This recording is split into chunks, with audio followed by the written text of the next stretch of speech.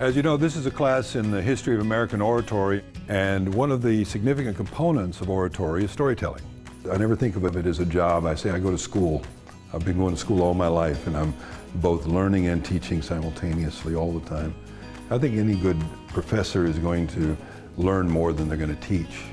Whether it's history of American oratory or public speaking or theories of communication, Professor W.F. Strong starts most of his courses talking about the importance of storytelling. I promise you that you will never find a truly great speaker who is not also a great storyteller. His students at UT-RGV in Brownsville learn that a good story captivates. It helps you remember. And they learn that Texas is full of some of the best there are.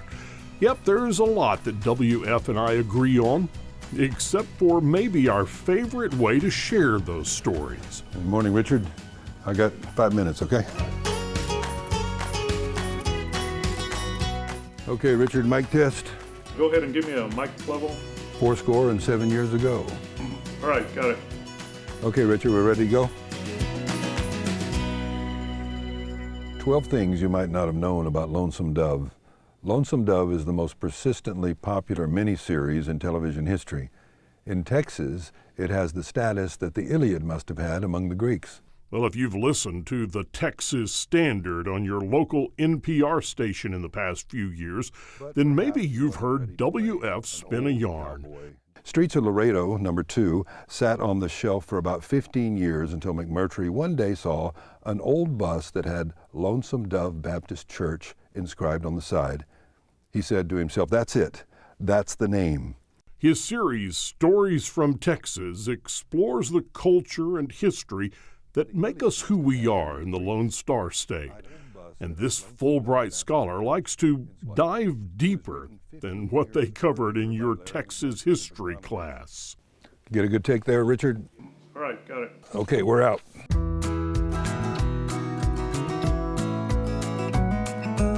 One of my great radio heroes was Paul Harvey. I'm sure one of yours as well. Paul Harvey. Good day. Great pause. And I loved his series, The Rest of the Story, and so I thought I would kind of like to do something like that, Rest of the Story for Texas. Let me take these characters that people don't know the full story of and give them the backstory of it. So, which is great stuff. It is. People love that. Some of my stories are that. They're kind of the nostalgic stories of my own childhood. Some are the great men in Texas history, like Goodnight, like Sam Houston. First one I did was just on Whataburger, the history of Whataburger, how Whataburger came to be. I think it was Fehrenbach who said that 25% of American history is Texas history. And so we have deep, deep roots in this history. It ain't bragging if it's true. If it's true. At just a few minutes long, WF stories are short, digestible nuggets of Texas mythology. It's a glimpse of the long storytelling tradition of the human race, and he fears that our society may be losing that. Well, storytelling is an art form in and of itself, and I would say it kind of disappeared about the time the internet came around and about the time we got cell phones. Because it used to be, and you probably remember this, that people come up to you and say, "Bob, I got a story for you." And now people often just say, "Did you see this?" They hold out their phone, "Did you see this?" And what do we lose? I think we lose humanity, really. You lose the human touch.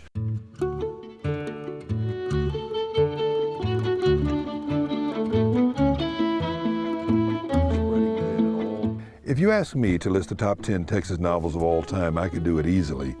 Putting them in order, though, that would be a challenge beyond me. But I can say for certain that somewhere in the top 5 would be The Time It Never Rained. Stories from Texas can be found on the radio, online, and in an upcoming audio book. W.F. Strong will tell a tale any way he can. He is fascinated with the rich history of our state, and what would that history even be without the storytellers who make it something special? A lot of the people who move here because of who we are. They want to be a part of it. They want to be a part of it. They want to be a Texan. You know, that's why you have that popular saying, you know, I wasn't born in Texas, but I got here as fast as I could. I want them to be just momentarily, at least for 5 minutes, I want them to be captivated if possible. Spend a few evenings with Charlie Flagg and you will see the incomparable Texas spirit in its purest form. The greatest compliment I've had is people who say, you know, I've sat in the car in the driveway to finish your story. You will feel like you went out with your grandfather and checked all the fences, making sure that they were horse high, pig tight, and bull strong. I'm W.F. Strong. These are stories from Texas. Some of them are true.